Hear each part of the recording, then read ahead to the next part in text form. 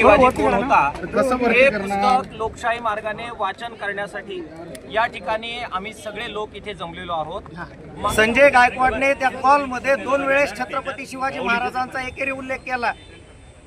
शिवाजी तुझ्या मायेचा नवरा होता का, हा काय दुहेरी उल्लेख आहे का तिहेरी म्हणायचं?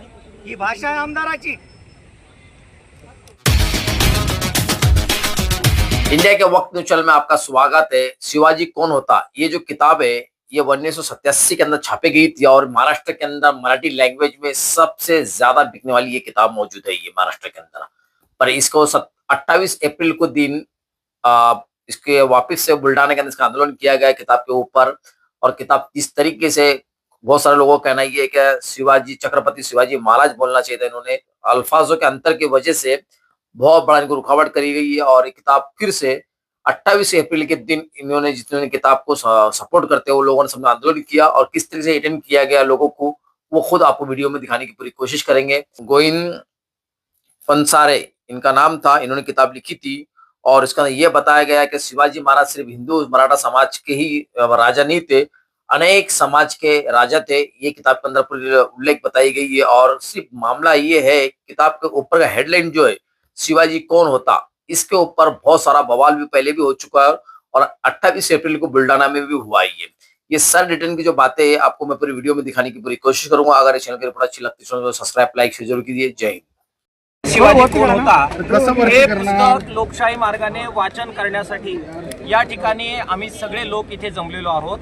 मात्र ज्या प्रकाशकांना अत्यंत शिवराळ आणि वाईट शिव्या देण्यात आल्या, धमक्या देण्यात आल्या, ते कॉम्रेड प्रशांत आंबी हे इथे आले पाहिजे हा आमचा आग्रह आहे। आता पोलिसांनी येऊन सांगितलंय की त्यांना डिटेन करण्यात आलेलं आहे। आम्ही ज्यावेळेस त्यांना विचारलं की ते इथे का पोहोचत नाहीये तर त्यांनी सांगितलं की त्यांना 5-6 किलोमीटरवरच अगोदरच रोखण्यात आलेलं आहे। ही अत्यंत बेकायदेशीर अशा प्रकारची पोलिसांची कृती आहे। लोकशाहीमध्ये अशा प्रकारे एखाद्या शहरामध्ये लोकशाही पद्धतीनं येण्यास कोणतेही पोलीस अशा प्रकारे प्रतिबंध करू शकत नाहीत। विशेषतः कोणत्याही गुन्हेगारी पार्श्वभूमी नसणाऱ्या वैचारिक असणाऱ्या माणसाला असं रोखणं हे महाराष्ट्रामध्ये अत्यंत निषेधार्ह आहे। आम्ही सगळेजण त्याचा निषेध करतोय।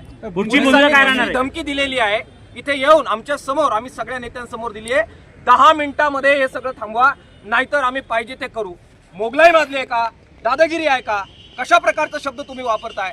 मला असं वाटतं की हे पोलिसांचं वर्तन हे अत्यंत निषेधार्ह आहे, लोकशाहीला काळिमा फासणार आहे। मुख्यमंत्री देवेंद्र फडणवीसांना आम्ही आवाहन करतोय की तातडीने त्यांनी हस्तक्षेप करावा। ज्यांना अटक करायला पाहिजे त्यांना तुम्ही मोकळं सोडता आणि जे लोकशाही मार्गाने काम करतायत तुम्ही ती मुलाखत बघा। प्रचंड शिव्या शाप चालू असताना सुद्धा एक शब्द सुद्धा वावग्या प्रशांत आंबी बोललेले नाहीत।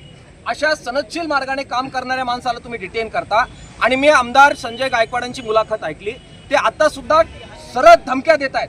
मी त्या कार्यक्रमात येईल, मी त्याच्यात बसेल।